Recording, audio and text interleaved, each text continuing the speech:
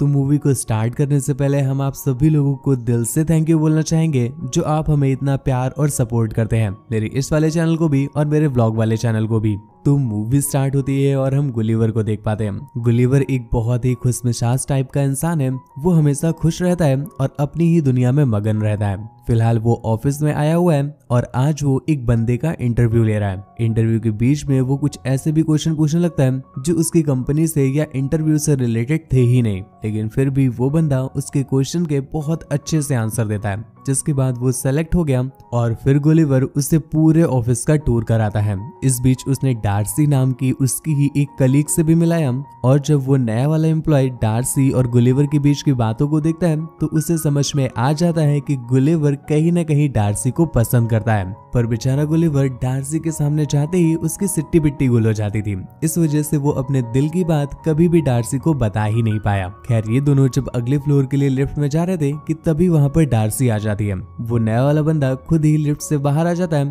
ताकि उन दोनों को बात करने के लिए एक अच्छा समय मिल जाए। अगले दिन गुलिवर अपने ऑफिस में काम करने की बजाय वहाँ पर एंजॉय कर रहा होता है कि तभी वो नया वाला कलीग उसके पास आकर उसे बताता है कि उसका प्रमोशन हो गया। गुलिवर को ये देखकर बहुत दुख होता है कि ये तो नया नया बंदा था और इसका आते ही प्रमोशन हो गया। पिछले कितने सालों से गुलिवर उनके लिए काम कर रहा है, उन्होंने उसे प्रमोशन नहीं दिया। इस पर वो बंदा उसे समझाते हुए कहता है कि गुलिवर हमेशा बेफिक्रा बना घूमता है। ये चीज लाइफ में जरूरी तो है, पर जितना गुलिवर करता है इतनी ज्यादा भी नहीं। इसी वजह से ऑफिस में इतने पुराने होने के बावजूद भी कोई भी उसको सीरियस नहीं लेता है। इवन डार्सी भी उसको सीरियस नहीं लेती है, जिसे इम्प्रेस करने के लिए वो इतने सालों से परेशान है। इसलिए उसे थोड़ा सा सीरियस होना पड़ेगा, अपनी वैल्यू करवानी पड़ेगी। ये बोलकर वो तो वहां से चला गया, पर ये वर्ड्स गुलिवर को लग जाते हैं और उसे भी लगने लगता है कहीं वो कुछ गलत तो नहीं कर रहा। खैर यहाँ से निकलकर जब वो घर की तरफ जा रहा था कि तभी उसे डार्सी का कैबिन दिखता है। वो डार्सी के कैबिन में बिल्कुल मैस्कुलिन वाला एटीट्यूड लेकर पहुंचता है, मतलब बिल्कुल भी चाइल्डिश वाली कोई हरकतें नहीं करता और बिल्कुल मैस्कुलिन एटीट्यूड से उसकी एक फाइल उठा लेता है जो कि कुछ ट्रैवल से रिलेटेड थी। इस पर डार्सी ने पूछा क्या उसे भी ट्रैवलिंग में इंटरेस्ट है। अब गुलिवर ने तो ट्रैवल का टी तक भी ट्रैवल नहीं किया था, लेकिन फिर भी वो उसे ऐवही बांधने लगता है कि अरे मैं तो बहुत जगह घूम कर आया हूँ, मैंने तो ये घूमा है, मैंने वो घूमा है, मैं यहाँ होकर आया हूँ, मैं वहां होकर आया हूँ, वगैरह वगैरह। तो डार्सी भी उससे काफी इंप्रेस हो जाती है और वो उससे कहती है कि ठीक है, अच्छा तुम मुझे एक फाइल बनाकर बताना है कि तुम कहाँ कहाँ पर घूम कर आए हो। अब गुलिवर उसकी बात तो मान लेता है, पर जब वो रात में बैठा लिखने के लिए तो उसके पास तो वर्ड्स तक नहीं थे, क्योंकि वो कभी घूमा ही नहीं था तो वो क्या ही लिखता। इसलिए वो गूगल करके बहुत सारे आर्टिकल्स की कुछ कुछ लाइनों को निकाल करके एक बड़ा सा आर्टिकल बना देता है। और जब डार्सी ने उसका ये आर्टिकल पढ़ा तो वो उससे बहुत खुश हो जाती है कि अरे गुलिवर तो छुपा रुस्तम निकला। इसलिए वो उसे सजेशन देती है कि अगर उसे एडवेंचर इतना ही पसंद है तो उसे कभी बर्मुडा ट्रायंगल भी जाना चाहिए।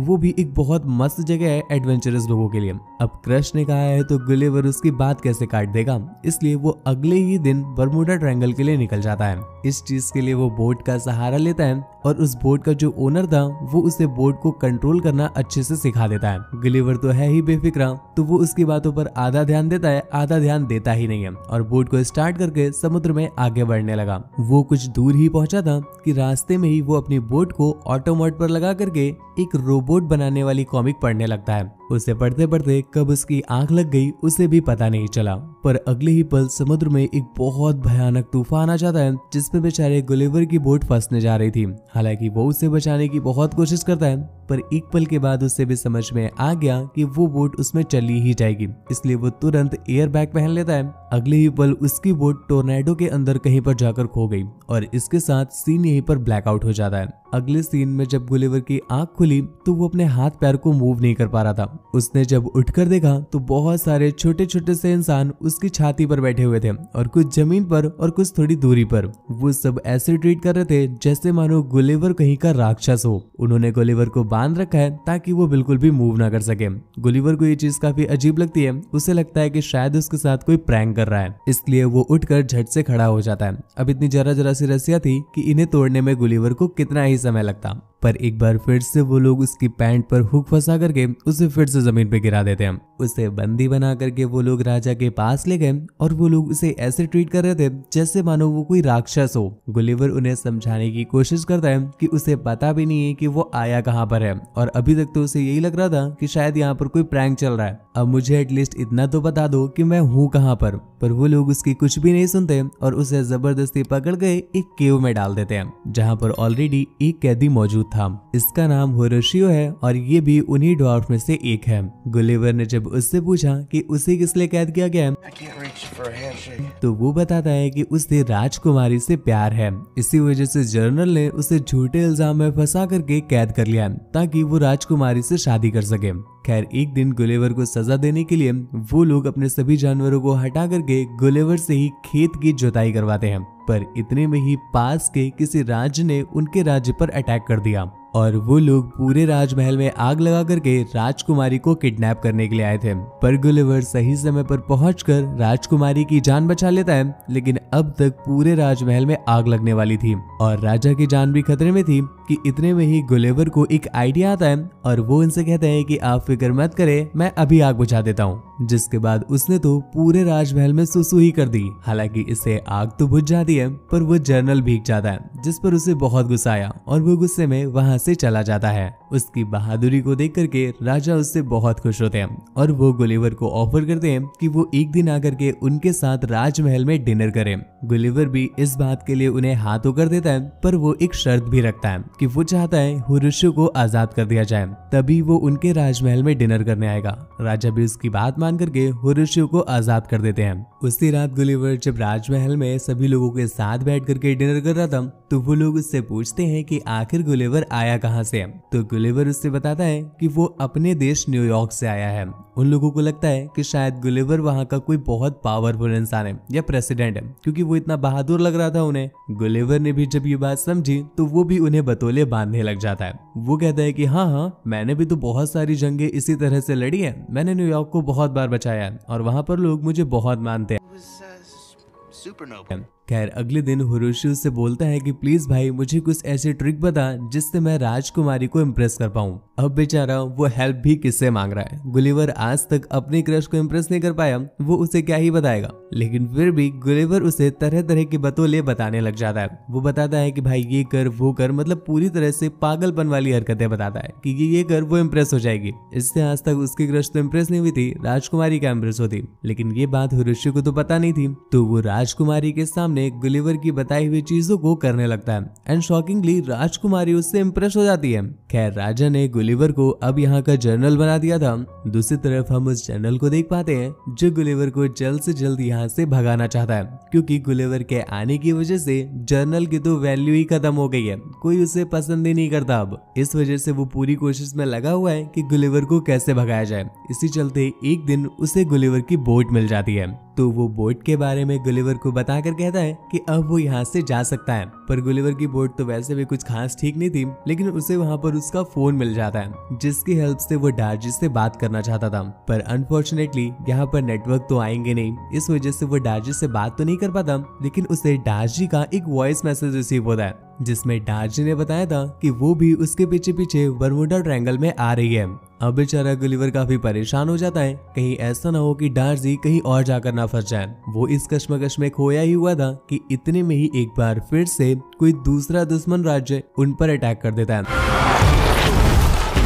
गुलिवर बहुत बहादुरी से पानी में उतरता है। अब बहादुरी नहीं, वो तो बेचारा डर रहा था, लेकिन फिर भी उन्हें दिखाने वाली बहादुरी को लेकर के वो पानी में उतरता है और उन सभी दुश्मनों से डट कर सामना करता है। आखिरकार उनकी हार हुई और एक बार फिर से गुलिवर इस युद्ध को जीत जाता है। राजा उससे इतना खुश हुए कि वो उसके लिए एक अलग से लग्जरियस घर बनाते हैं, उसके लिए बहुत सारी सुख सुविधाएं बनाते हैं। इवन वो तो उसके खेलने के लिए एक अलग प्लेग्राउंड, मसाज सेंटर, तरह तरह की चीजें उसके लिए मुहैया करवाते हैं। गुलिवर को भी अब यहाँ पर मजा आने लगा है और वो यहाँ से बाहर नहीं जाना चाहता। दूसरी तरफ राजकुमारी जनरल से ब्रेकअप कर लेती है क्योंकि उसे अब जनरल पसंद नहीं था। जनरल को ये बात बर्दाश्त नहीं होती और वो राजकुमारी से बदला लेने के लिए दुश्मनों की टीम में शामिल हो जाता है। इस बीच उसे गुलिवर की वो बुक भी मिल गई जिसे वो आते समय पढ़ रहा था, वही रोबोट वाली बुक। उस बुक में रोबोट बनाने के तरीके दिए हुए थे, तो वो उसकी हेल्प से एक रोबोट बना लेता है जिसे वो खुद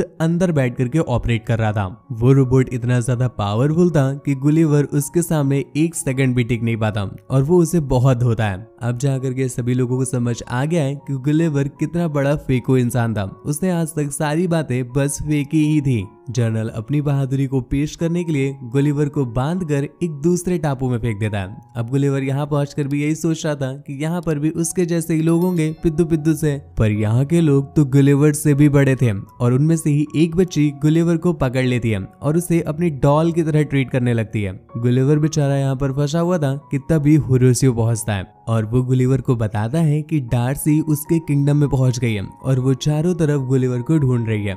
दूसरी तरफ जनरल ने भी पूरे राज्य पर कब्जा कर लिया है, इवन राजा को भी कैदी बना लिया है। गुलिवर को डार्सी के साथ साथ उन राज्य के लोगों की भी बहुत परवाह होती है, तो वो अगले ही दिन उस राज्य में वापस आ जाता है और एक बार फिर से जनरल का सामना करता है। डार्सी भी यहाँ पर मौजूद थी और डार्सी के सामने ही बेचारा गुलिवर पीटा जा रहा था, पर अगले ही पल कुरोशियो गुलिवर की हेल्प करने के लिए उस रोबोट के अंदर घुस जाता है और अंदर से ही तार वगैरह काट देता है। इस वजह से जनरल कमजोर पड़ गया और गुलिवर उसे धुल देता है। फाइनली गुलिवर ने एक बार फिर से उसे हरा दिया। कुरोशियो की बहादुरी देख करके राजकुमारी उससे बहुत इम्प्रेस होती है और राजा भी अब तक उससे इम्प्रेस हो चुका है, तो वो उससे राजकुमारी की शादी करने के लिए एग्री कर देता है। दूसरी तरफ गुलिवर भी डार्सी को अपने दिल की बात बता देता है। डार्सी भी उससे बहुत खुश थी, तो वो भी उसे शादी के लिए हाँ कर देती है, जिसके साथ ही ये मूवी यहीं पर एंड हो गई। तो दोस्तों मूवी आपको कैसी लगी नीचे कमेंट करके जरूर बताना और आपको बर्मुडा ट्रायंगल के बारे में क्या पता है वो भी नीचे कमेंट करके जरूर बताना। चैनल को सब्सक्राइब ना किया हो तो प्लीज चैनल को सब्सक्राइब कर लीजिए और मेरे व्लॉग वाले चैनल को भी एक बार विजिट जरूर कीजिएगा, आपको बहुत मजा आएगा। मुझसे बात वगैरह करनी हो या मुझे देखना चाहते हैं तो आप इंस्टाग्राम पर आ सकते हैं। मेरी इंस्टा आईडी है आपका शिवाय, लिंक नीचे डिस्क्रिप्शन में दिया हुआ है। Thank you.